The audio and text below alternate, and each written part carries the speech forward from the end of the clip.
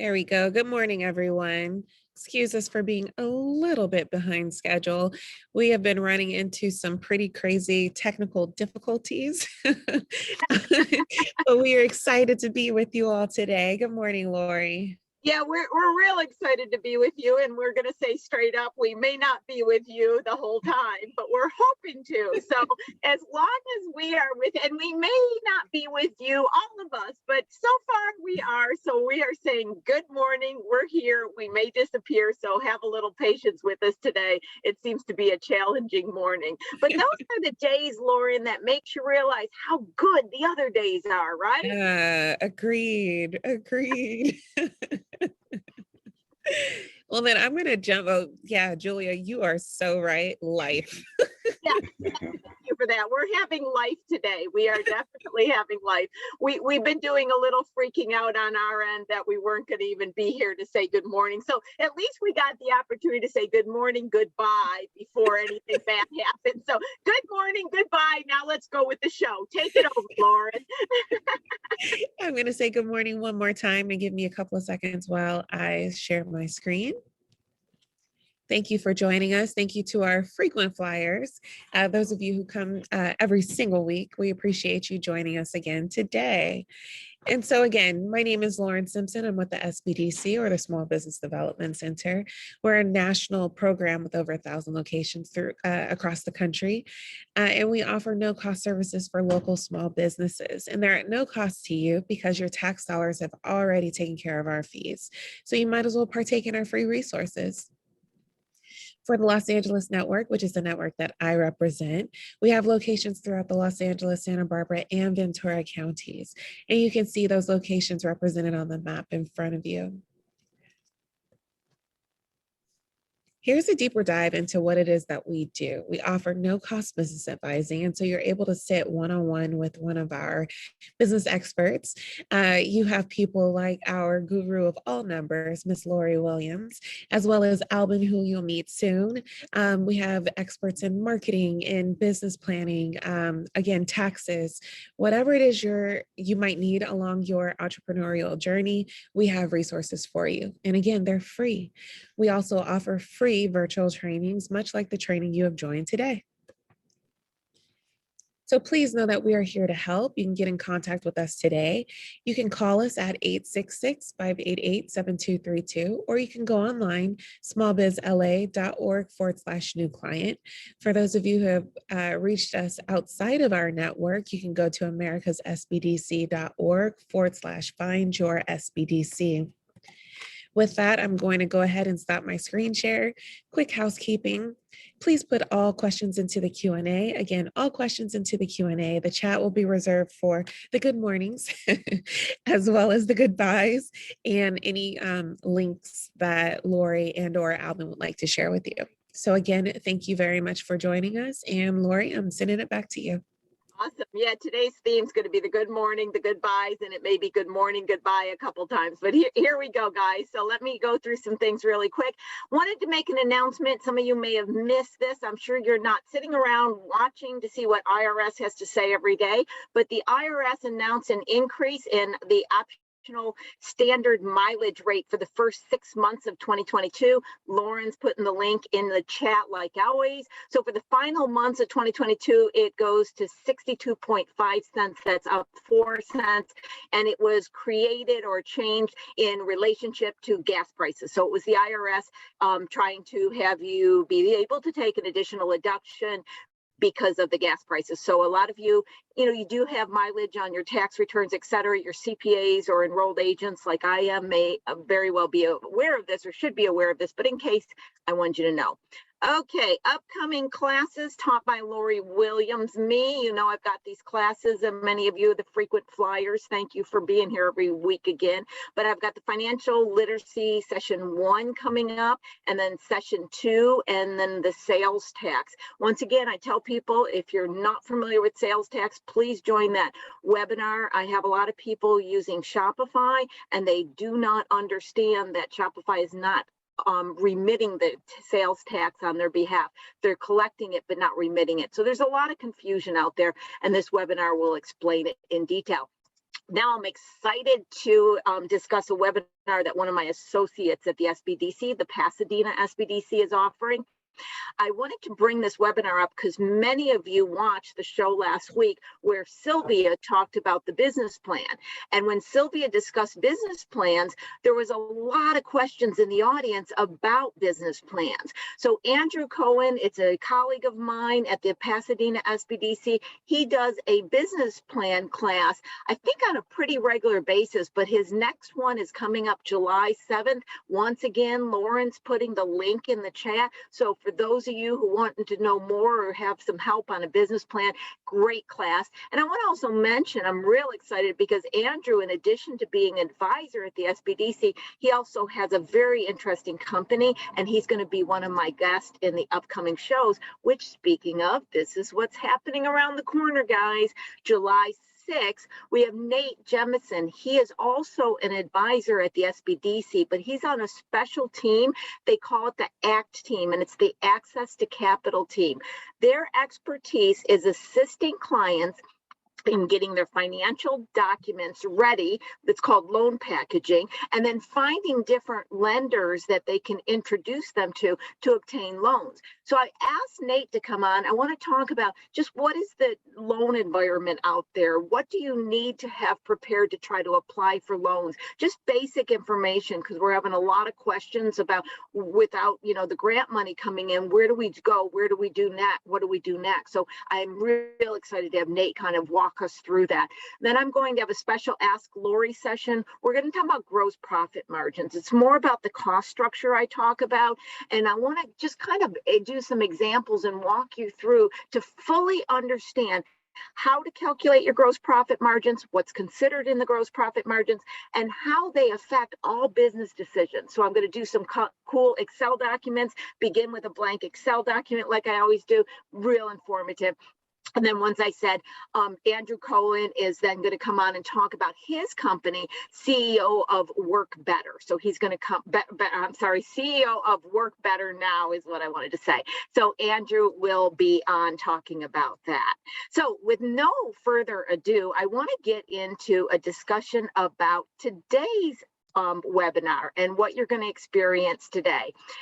So I'm real excited about this. Albin is going to come on and have a really fascinating discussion. Let me tell you a little bit about Albin, first of all. Albin provides guidance on branding and marketing strategy. His expertise includes launching PR campaigns, including press releases and community involvement. He has proven experience building a presence on social media, working with micro-influencers, and driving consumers to e-commerce sites. He's created digital marketing strategy to drive sales for small and mid-sized businesses in US and abroad. I'm really excited to have him on the phone on the show today because I want to discuss PR campaigns that involve community events, influencers, and interactions with the press. This type of discussion is just not common in the small business community, and many could be missing out on opportunities to engage in these type of strategies. So with that, I want to have a warm welcome to Albin on the show. Thank you for being here. I try to create the clap. So I usually clap if I can remember to, that's the audience participation on the clapping, Albin. Okay, so I have to say, as I was reading your bio, one thing that I noticed that you said is that you speak fluent 3 languages. Okay, I am so impressed because I struggle with just English, and I'm always impressed by people who speak other languages, although I do say that I speak tax, finance, and legal structure, so I guess that means English, that's 4, right? Perhaps. But this is what I wanted to do. Can you say hello to the audience or whatever you want to say in 3 languages? Yes, so здравствуйте всем. Я очень рад здесь быть с вами, чтобы разговаривать sobre насчет все вещи, связанные с бизнесом. Buenos días. Me gusta conocervos y discutir todas las cosas en conexión de negocios. Bonjour, je suis Albin. And my French isn't as good. So it's pretty much English, Russian, and Spanish, and maybe travel French. Was it Russian? Is that what the first one was? Because I Yeah, didn't know. Oh my that's right. God, that is so awesome. I'm okay. That was the coolest beginning we ever did on it. Lauren, I couldn't miss out on that. I didn't even warn him I was going to do that. That was totally taking him off guard because I just had to do that. That's pretty funny, right? So now you know, as a guest, I always might have something hidden up my sleeve that Watch for the curveballs. Yes. the curveballs, right? But we're going to go away from the curveballs. Okay, we're going to get into something that you actually are prepared to talk about today. So what I'm really interested in, Albin, is talking about today the involvement of community, PR events, influencers to increase marketing exposure. We've had a lot of people on the show, and they've talked about branding and social media, which I know are also your expertise, but we haven't had anybody come on and use these words. And so I think it's just such a great opportunity for this discussion. But before we get into the details of it, I need to respect that many in the audience might go, okay, I kind of get what you're saying, but I really don't know. So let's unpack this. So start with community involvement. You know, a lot of times I think the old adage is, oh, I'm in the PTA meetings, right? Right. And community involvement beyond PTA, and maybe for people like me that never had children that can still be involved in the community. So when we first say community involvement, what kind of things are we talking about? Well, it can be anything. So I live in Santa Monica, as you can probably tell from my background, and I am probably up to my eyeballs involved in this community in many different ways.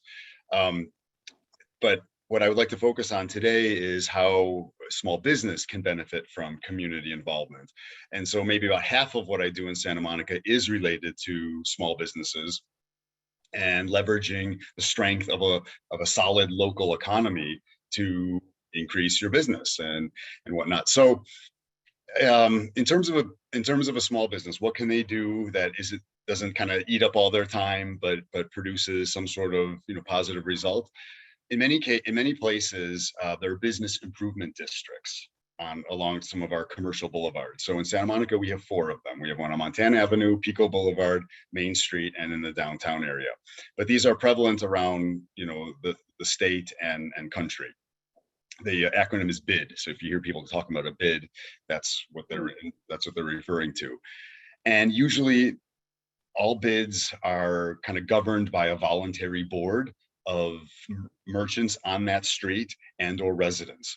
So here in Santa Monica, I'm a resident member of the Montana Avenue Merchants Association, which is the bid that oversees the 150 stores on my street.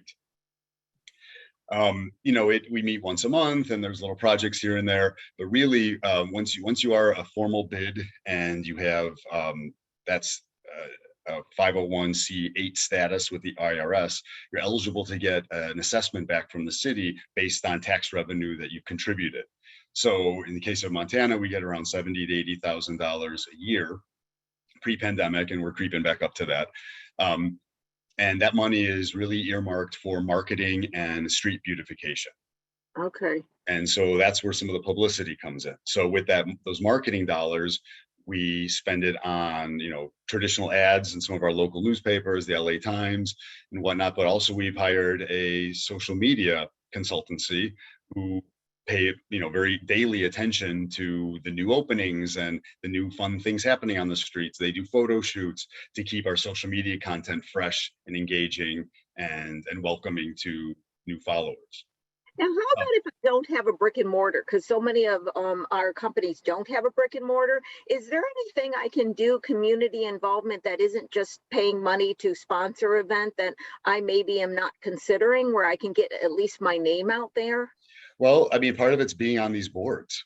Like Okay. I'm on several boards, and so my name is out there, but I also see how people can leverage their involvement to boost their business. So if you're part of a bid and you have something going on in your store, let's say you're doing a grand reopening or you've expanded or something's changing, well then you let the bid know, you write a press release, they help circulate it. It's kind of the law of large numbers. The more people and who you can reach out to, chances are they know somebody who can then help with what it is you're doing. So So my role on the Montana Merchants Association has really been a liaison with the local press. So if we have new shops opening, our art walk coming up in September, anything to drive pedestrian traffic to our street, we make a big deal about that. Gotcha. You know, it's so funny when you were saying involvement on the board. I was laughing internally, and the reason why. So we go into decades of time periods. Like I think it was maybe 20 years ago. My MBA came from Pepperdine. You'll see where I'm going with this. And I was on a Pepperdine board in which I met somebody that was the main director of the SBDC. You see where this is going? There you go.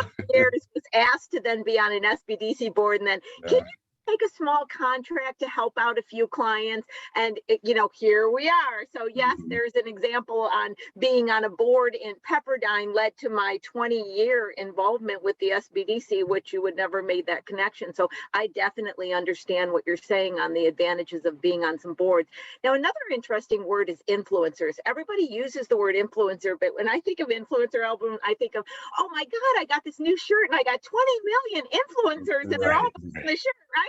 And I know there's more beyond that for influencers, that the companies that are out there and say, I'm not into trendy stuff, I don't do fashion stuff, can I use influencers in some way? So is influencers just for those kind of trendy events, or can influencers be used more than maybe people are thinking about? Yeah, I think that's probably how it started, which you have the beauty influencers and fashion and all that who do have the millions and millions of followers. But over the years that this has been evolving, I think the public really looks at some of the huge, macro influencers as almost inauthentic at this point. So it's kind of now the age of the micro influencer, which is, maybe hovering around 10,000 followers or so, who actually do this because they truly are a fan of whatever product it is. So for example, I'm a micro influencer because I worked in skincare for many years. So I put in my description on Instagram, I'm a skincare junkie.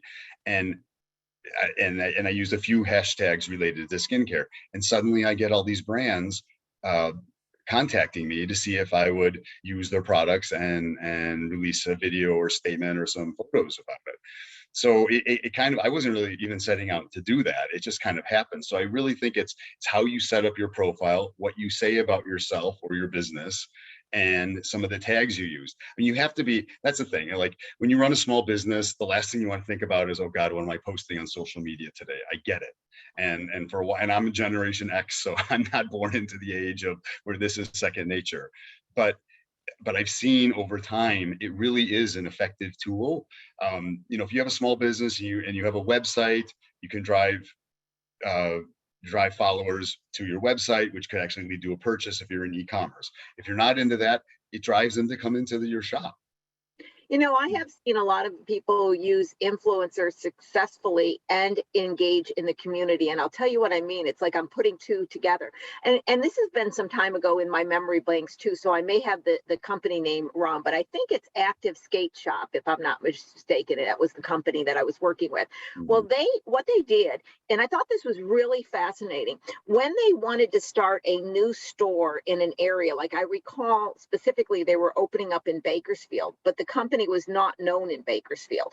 Before, like 6 months before they would go to the skate park and they would find that kid, they said, that kid that was the cool kid, and he was skating and everybody was following him and everything, and they would watch to find the cool kid.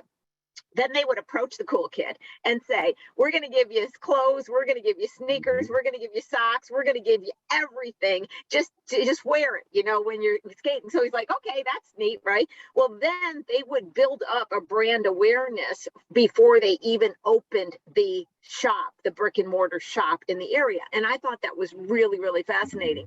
And I am seeing also a little bit of people using influencers by, just like you said, with community involvement. Suddenly you pass out the products to your fellow board members, and then you got the board members talking about it. So I think influencer goes beyond social media. It also could have a physical presence of just getting someone who has some kind of respect within some area. I mean, if you think about it, Lauren, I think we got influencers, right? Is our frequent flyers influencers? Can we say that? Well, if they're talking about this program to other friends, neighbors, business people, then yes. I mean, word of mouth is the old-fashioned way of being an influencer. Yeah, it's right? so Your true. And neighbor gets something, you like it. Where'd you get that? Okay, great. I'm going there to get it too. I mean, that's really how it started. It's just gone bigger and more viral because of, social media technology. yeah, speaking of social media, so what I'm wondering, like you said, some people engage in social media, some people don't. Some people are like, oh my God, I should. Social media is one of those things for a lot of companies. They spend evenings and sleepless nights thinking about it, Mhm. feeling guilty like they do not do enough of it. I mean, it's really got a foundational core emotion now in people and businesses that they should be doing it. So how important is social media to the survival of a small business, and what are the essential platforms that you say, hey, you should at least be on these?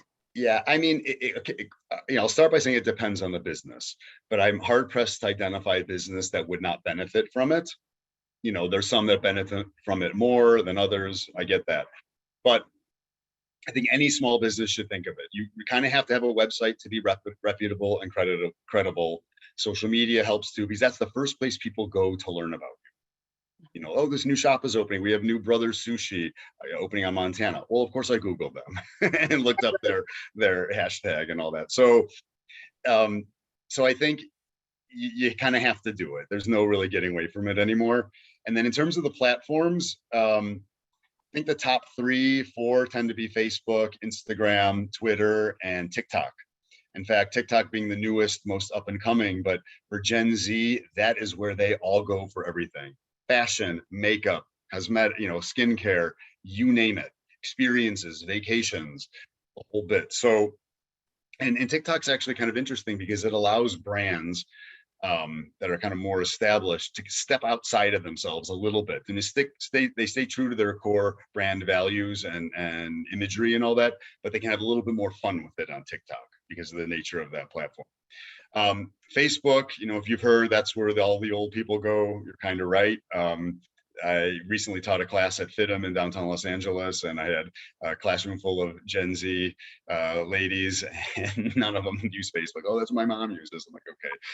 So again, if your business targets, 40 on up, 50 on up, yeah, stay on Facebook. People will find you there. But if you're really going after a younger market, I think Instagram and TikTok are definitely the places to be. How about professional services? I know we always talk about that. Professional services are one of those that, they say LinkedIn and everything, but I still wonder if how do you think people are finding, like, for example, an enrolled agent like me, or a CPA, or a tax person, or a finance person, or any aspect where there is a certain level of credibility that must be reached? It seems like to me there is a trend where people are still, kind of moving towards Google on that, word of mouth a bit. But let's talk just about professional services and any kind of consulting services, because I do have a certain amount of our audience. What should they be considering in a social media strategy? Yeah, I would definitely think LinkedIn, like you mentioned, a presence on Google. I recently had an SBDC client myself who is pretty strong on Yelp still and relies on that. He's a mortgage lender, so a lot of financial people looking for financial help can search there. But here's the thing. So especially for certain things like accounting or legal services, and these are, no offense to anybody, but they're relatively dry topics. It's kind of hard to make, they're necessary, and you will always have a job if you do that, for sure. But there maybe not be the most fun thing to get involved in, especially if you are the client, you're the client and you don't think that way. So I tend to think about like how companies like Progressive and Geico and Liberty Mutual have turned probably the driest topic on earth, insurance, into something fun and funny and engaging, and the type of commercial you don't turn off when it comes on. That's a So very good example. The little Geico, you're absolutely correct. And Lauren, I know my tax and finance isn't fun and engaging. We have the audience say that all the time. They're like, okay, Lori, we got to listen to you. You're at least make it fun, but it's very true. But you're right. Insurance. I gotta believe, and maybe it's from my own desired position. Talking about finance is better than talking about insurance. I think yes, so. because finance you're making money, insurance you're basically spending it. So from the customer's point of view. Here's the thing. I mean, like Lori, for example, you're very engaging and animated. I mean, if you could channel that into I guess little videos and adverts to pull people into your business, that would work. And if you can take a complicated topic for the non-mathematician, the non-finance minded person, and distill it down into something that's understandable so it doesn't scare people, that's going to get you customers. And so true. Well, my company, I named Business Simply Put, and that name came about because I actually had my big corporation that was doing a lot of turnaround consulting. So that was LW and Associates, of course, right? But I was getting ready to do this big radio show, and I had just written some finance books. So I didn't want to market under the same name. So I was trying to figure out what I was going to call this, do a DBA. And one of my clients said, you just make business really simple, and so that's how Business Simply Put as a name grew. But something you just said a minute ago about videos, etc. Back in the olden days, because I'm one of those olden people that would still be on Facebook if I was, right? But I used to always look at it like I sell intellect. As a consulting, I realized I don't sell hours, I sell intellect. And I went to, okay, this is going to be a round turn, but you'll see where I'm going. I went to a Costco one day and they were giving away brownies for this new recipe, right? And everybody was like going up and eating the brownies and then buying the brownies. I was like, God, I wish I could give away brownies like that to market myself. And then I went, wait a minute. I don't sell hours. I don't want to give away hours like everybody gives free hours away, which doesn't make sense to me. I said, I sell intellect. How do I package intellect like a brownie? Well, that began my entire marketing campaign for the entire decades I was in LA. I became a speaker and I would speak for free. And back in the olden days when the internet first came up, I had this, almost a little sign that said, I will speak for emails. So I was I called myself, I know it's a terrible name, but I called myself an email predator, right? I was like, you want me to speak at your organization? I need the emails, right? And so what happened is I started speaking at all the chambers, all the different places. I gathered 10,000 emails. And then that's how I invited people to all my seminars. So I think where I'm going with, what you said that I thought was so clever, that word of mouth really was influencers in the old days. I think standing in front of a group when you're a professional service and selling part of your intellect that way by giving a sampling of it in a speech was my answer to it. And I think today's social media platforms lend themselves to these little tiny infomercials of displaying intellect. So as I am just kind of weaving this through in my little mind in our conversation, it seems like professional services can utilize the same thing. They're just demonstrating intellect rather than a product demonstration. Right. And the thing is, you can't get it. Everyone needs that at some point in life. So how do you become the go-to? Right. And social media is one aspect of it, but there's also Google plays a huge role in the success of almost all businesses. And so you have to look like, where are you in the Google ranking? Someone's going to look up Los Angeles accountant. Are you the top one? Maybe not. Are you in the top 10? Are you above the fold, which is, kind of the area where the screen ends before you have to scroll down? Right. And there's a huge, strategy, SEO, SEM strategies that go into keeping your website and your information searchable so that you end up in the top 5 to 10. If somebody wants to, most of the people we talk to, most of everybody I talk to now is younger than me. It seems that it's be my age, but most of the people we talk to have a little bit of technology savvy, right? So this is the question I know a lot of times we'll hear audience ask.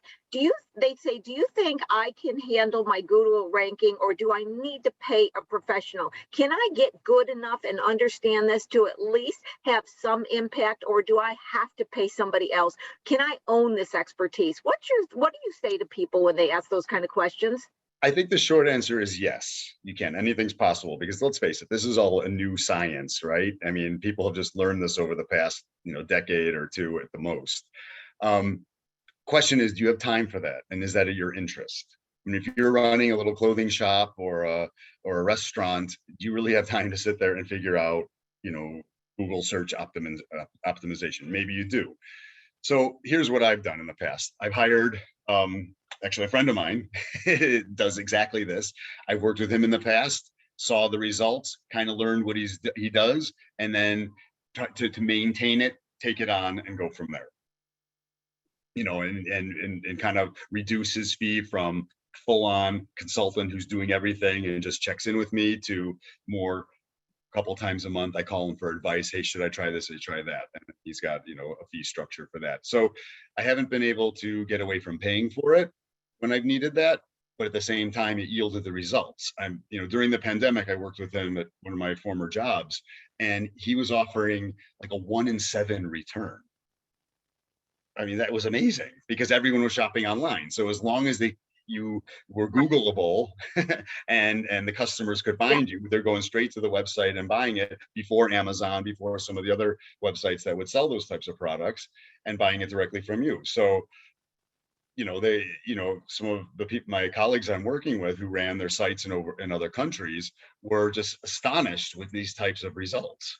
And so they became believers, and they realized that having, strong SEO, SEM, Google ads, and the whole bit were a key part of sustaining an online business. You know what I liked about what you said that I think is a really cool takeaway for the audience. So as you spoke about, he started it out and then you learned some things and you could do it on your own. I always, we in the CFO world, which, is my world as well, we look at a CFO for hire. And for small companies, I've always said, the best thing, instead of me being constantly engaged with you, you need something. Okay. You need to have a foundation, but you can't afford me all the time. So I would set up, financial Excel documents and then have them fill it out and then just touch base with me every quarter. And that works really well. So the minute you said that, I thought immediately that it could be a awesome strategy in this arena. And so therefore, my next thought, my mind's I'm very logical. It's always a set of thoughts. Maybe as they're interviewing different people, they could even propose such a relationship and say, I'd like to have you come on board, set things up, teach me a component that I can manage, and then allow me to check in, because a lot of these are independent people, freelancers, right, that may be willing to create such a relationship. And it was just so that you and your friend were able to communicate that way because of the friendship. But that may not be a bad, can I say it, purchasing strategy. Not at all. In working with somebody and posing that situation to them. Yeah, I why not? Because, like my buddy Sam is who I'm talking about, like he's busy. Like, so it's not like he misses me paying. Well, he probably misses the money that I was paying for the full on thing, but he doesn't miss the time that took. So I think he'd rather have a little bit of chump change and, an hour or two with me on the phone a month versus, 10 hours a week of actual work, because he was able to download that. And then I evangelize him. I've sent a few of my clients to him. I tell anybody who really needs help in that world to go to him. So, I mean, it works. It's a very symbiotic relationship that way. But I'd say, when dealing with consultants or freelancers, give them a counter proposal. The worst they can say is no. Exactly. Yeah, and I do it for the same reason. I don't want to be that engaged with people. I don't mind assisting and having clients in that capacity, but I didn't want to be that engaged. So I really like that as a takeaway. Hey, Lauren, can you put in the chat? So we have that as one of those little gems. We always put things in the chats as a gem, but that you talk with your consultant about possibly learning some of the skills that you'll do on your own and have occasional check-ins as an option to reduce the cost and provide some expertise. This is also a great example, because if somebody can set you up a structure and teach you, that's going to be a lot more effective in time as well as results than you trying to, figure out how to on your own. Now, when I have seen good, bad, and ugly in people hiring social media, because it always comes down to finance for me. Social media is not about any social media. It's about an investment of $1 and how many dollars has to come back. And a lot of times people say, 1 in 7 or something like that. But because I'm a finance person, it's dollars spent, which is really net profit that is spent, and enough dollars have to come back to equal that net profit plus. So I'm more looking at the bottom line. And I see a lot of times where people get a good social media person, if I can just call them that, or they end up hiring somebody and they're spending tons of money and not seeing results. And I think it's just like any discipline or anybody you're hiring, you have to have a hiring strategy or, a interviewing strategy. And then you have to have a way of checking to make sure you're getting the results. Can you speak a little bit to advise people in what they should do when interviewing anyone to assist in their marketing? Marketing in general or in social media Yeah, more and it specifically? used a generic word, so I didn't, Right. pull you into something. I mean, thing is with marketing, one side of marketing is a lot of show and tell. A lot of pretty pictures, a lot of things that have been designed, brochures, email blasts, and yes, social media posts. So I'd want to see what they've done before for, in former jobs or with other clients. If they're have their little consultancy and they kind of deal with small businesses, show me other small businesses you've helped, and do you mind if I contact them to see what it was like to work with you? Very good. That's the way to do it. So, you know, we've hired a social media firm to help with the Montana Avenue merchants, and we see incremental growth and little by little, but we're also not paying top dollar for it. So they kind of keep us afloat and moving in the right direction. But I get a little impatient because I'd love to see that go, flourish more. And what that really requires is more content. Not necessarily a daily post, but several strong ones throughout the week. And it also, videos are a thing now. I think people are kind of bored looking at static pictures all the time. So if you can integrate videos into what you're doing, whether it be an email blast, if you have a digital campaign that way, social media, put it on your website, have a YouTube channel, all of that gets you more traction because the customer gets to know more who you are. You can articulate better about what it is you're selling, a service or a product. If you have a corporate social responsibility mission attached to it, you can get into that. I mean, those are wonderful for what they are, but they're also great selling tools. When should I check in with them to see, that thing where you like any relationship, you go, I'll just give it more time. I'll give it more time. I'll give it more time. And suddenly you said, I should have ended that how long ago? Yeah. So, I know there's a time period where the person has to be engaged enough to get results. I mean, even if I come in from a financial perspective, even with SBDC clients, sometimes it takes me 2-3 appointments just to dig through the data where I can actually, shine. So how much space or time do you give them before you start making some kind of thoughts about their potential success with your organization? I would say 6 months.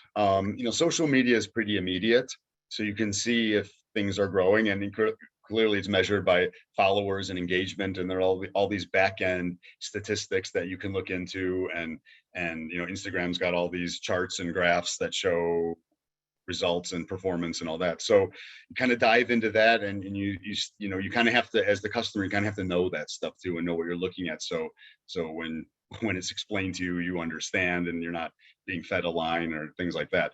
But I'd say 6 months, and give it, and then reevaluate then.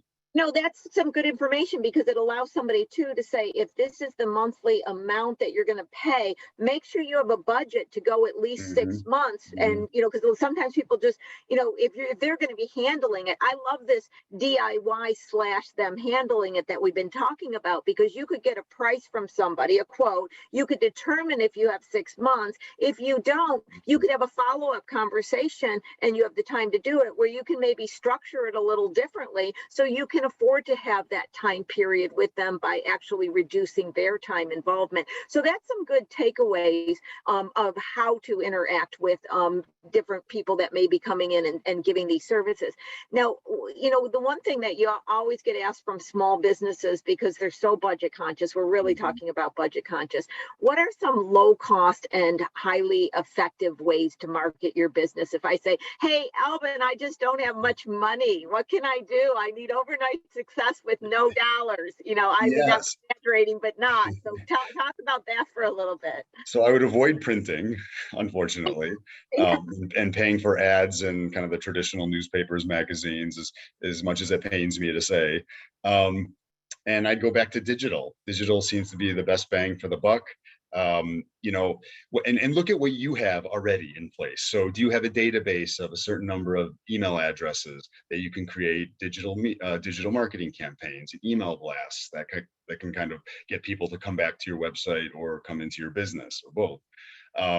Again, social media, pretty inexpensive, and you can get it out there. And the thing is, you don't always have to hire a professional. Like I through some of my small business development center meetings and liaisons on my street here, a lot of them have younger relatives or friends, kids who love to do this stuff. And so, Yeah. as an intern, or like high school students or college students who are just whizzes on all these platforms and love to get out there and do that. And you put somebody in charge, you put a younger person in charge of your TikTok account, they're going to go out and have a blast. So Yeah. of course you want to screen everything and make sure you're comfortable with it and how it represents your business before it goes onto those platforms. But aside from that, I would just try and find, low cost help from people who just really enjoy that sort of thing. I've seen a lot of people succeed by advertising in colleges, especially ones that offer those type of classes. Sometimes they have, they don't call them placement offices, they call them something else within colleges, but they can go in and actually talk to them and they will do ad placements. And I've even seen some people get live projects that they will engage in class. Right. So I have seen a lot of success in finding people actually out of the college and universities as well. Another thing, Albin, what I kind of noticed, and see if you notice this at all. I don't spend as much time in this world, but sometimes what happens is people collect the emails or they collect this and they collect that, but they're always going on to say, oh, but I need to do this and I need to do this, instead of coming back and really engaging in the things they've already done. So I have people that have like a client database. Well, are you communicating with your clients to cross-sell a product? Oh no, I'm spending my time going out on this and this. So what I know is that from my experiences with marketing is we really just dug through everything we did and made sure we milked it dry. Our clients did, do you know anybody else? Our vendors, do you have any referrals? I guess because we didn't have social media, we really gave a great respect to what we had and made sure we crossed off every possible way of using current clients, vendors, etc.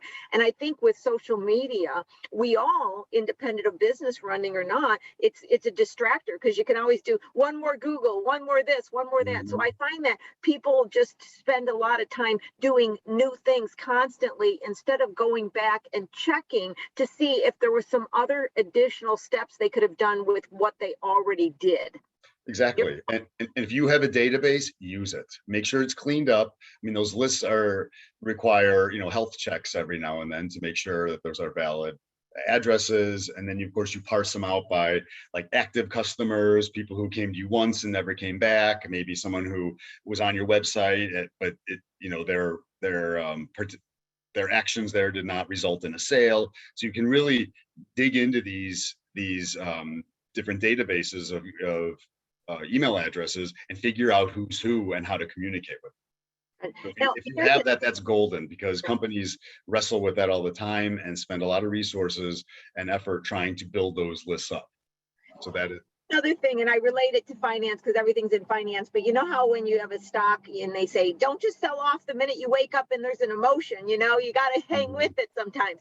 So another thing I see is people observe someone else doing something and they either change their strategy right away because they're afraid they shouldn't do this or they should do what this person's in that. So they're so impacted by what others people are doing, what other people are charging, that they're kind of not focusing with a strategy. What emotional statements can you tell people to make sure that they're not ending up going all over and not doing a clear strategy? In the olden days, Albin, we used to talk about creating a marketing message and staying to it.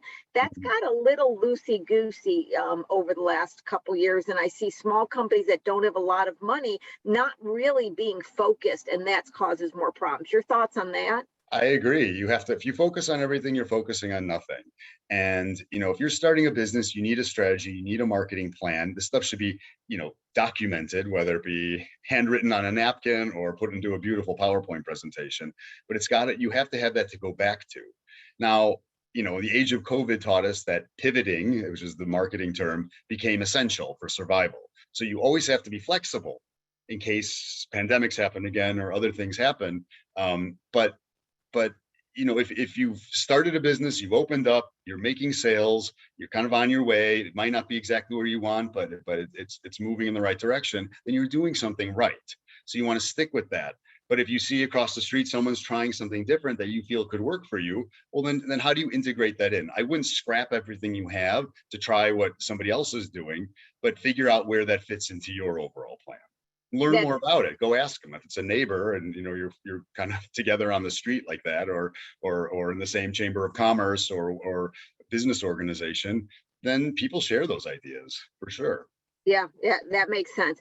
What do you think are the biggest challenges in general facing small businesses today? And I'll let you take it anywhere because you've seen a lot. We're both, older.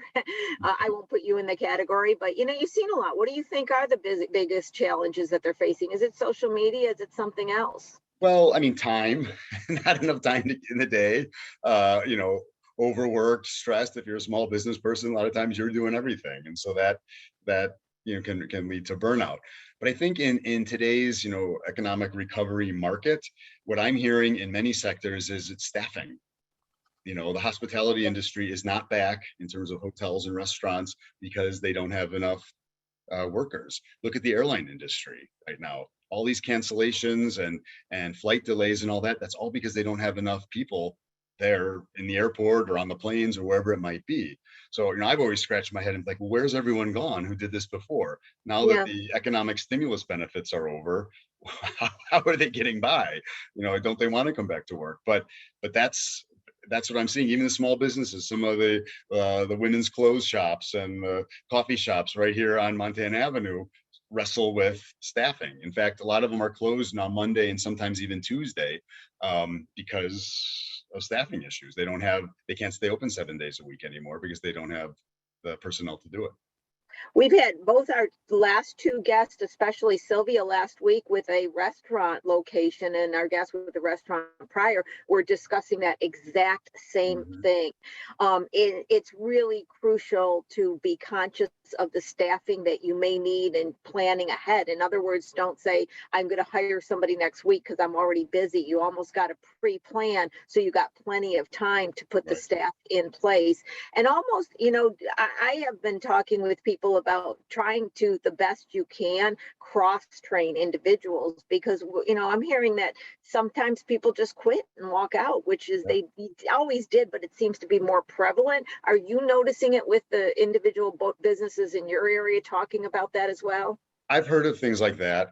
Again, putting my skincare hat back on, I think stores like Ulta and Sephora and some of those types of, big box stores, in those cases dedicated to skincare and cosmetics, deal with that a lot. I've heard the turnover has never been higher. So why? Maybe it's, if it's a minimum wage job, but, it's not interesting, bad training. I'm sure there's a plethora of different things. And it really seems like the onus is on the employer now to make these jobs more attractive if you want to hire staff and keep them. Yeah, definitely. You have the advantage of being on the board. You're sitting around listening to a lot of people talk about what's happening in their company and what are their concerns, et cetera. In general, have you noticed, obviously when we had the pandemic, there was a certain emotion of fear. Am I going to make it? Then for me personally, dealing with the finance and the loans during the pandemic, it was how do we get the financing to cover to get us through? And now with the loans not there, I am dealing with, where are we financially? Can we make it? What are you seeing that, staffing being one of them, but any other insights that you're hearing a lot of people talk about that they're facing as challenges, and what are they doing about it? Yeah, well, the one thing I'm hearing, which kind of, still upsets my stomach, is the landlords coming after full rent. Okay. And paying back for that period where, they were able to pay 50% rent or whatever the deal was that they made directly with the landlord or whatever municipal governments were mandating. So it's catching up because these businesses, while they're recovering, while things are getting better, they're not where they were in 2019. And they've suffered since then. And so it's not like they have a stockpile of money they can just go pay back months and months of unpaid rent. So they really wrestle with how do we do this? And then the other thing too is, outdoor dining, I think, is probably one of the best things that come out of the pandemic. And I'm hard pressed to find anybody who dislikes that. So it seems like it's here to stay. But in many municipalities, it was they just threw some of their usual rules and regulations to the side and let people do it. Well, as this formalizes and continues, at least in Santa Monica, come September, there might be a fee associated to the business to the business using that outdoor space, whether it be on a sidewalk or in covered parking spots or things like that. So the business is going to really have to decide, does this really, is this worth it? Is the ROI for having all this additional seating worth now the fees that are going to come along? Interesting. I know, I feel like we're at a very precarious time right now. I speak about it a lot in finance. And it's just as you said, during the pandemic, there was a lot of money coming in with businesses with the PPP, the EIDL grants, and all the different opportunities. But for many, that money is spent. And the landlords, did take time period that they said you don't have to pay, et cetera. But now it's like we just got back from somewhat being okay. It's almost like this little kid gets on a bike, you go to take the training wheels off, right? And you carry him for, you push along with him for 2 minutes and you go, okay, now go. Right.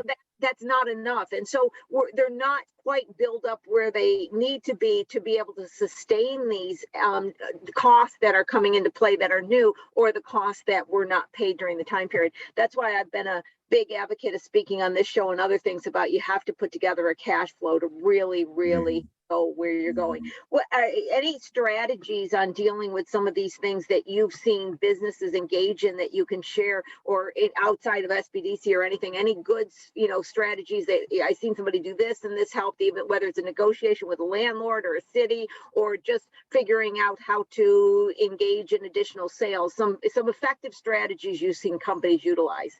Yeah, again, if I take my street as an example, there's only a handful of landlords for all the buildings on the street. And a lot of times you'll have multiple small businesses within one building. They have 1,000 square feet and there's maybe 5 or 6 storefronts, along a block. They get together and they approach the landlord kind of collectively and say, hey, this is what we can offer you.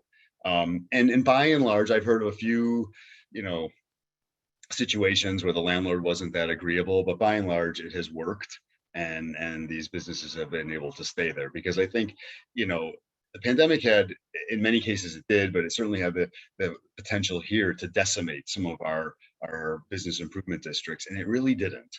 A few of them got hit harder than others, but at the end of the day, while some businesses closed, we even saw some open, and we're seeing even more open now. So something is turning around.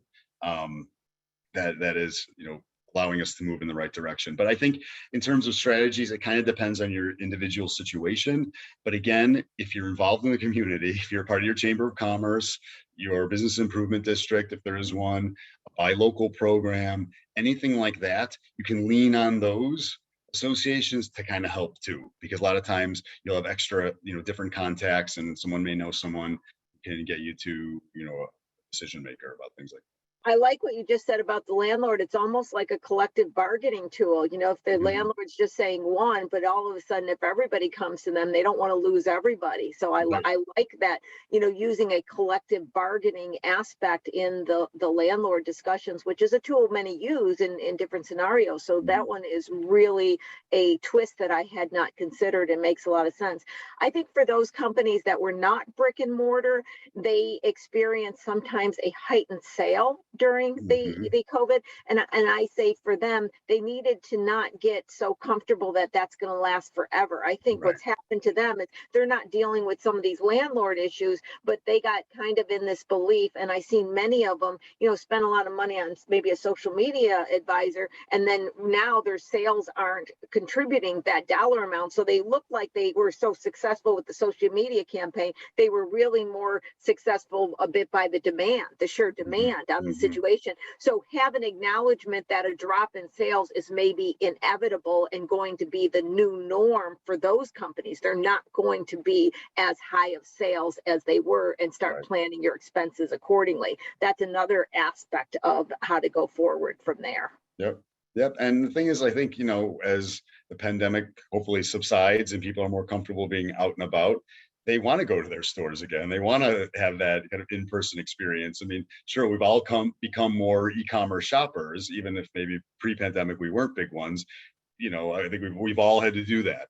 But at the same time, I like running my errands in person, and I like going to my favorite coffee shop and the cleaners and doing these things you can't do online, and being part of life that way. So I think, And I don't think I'm the only one.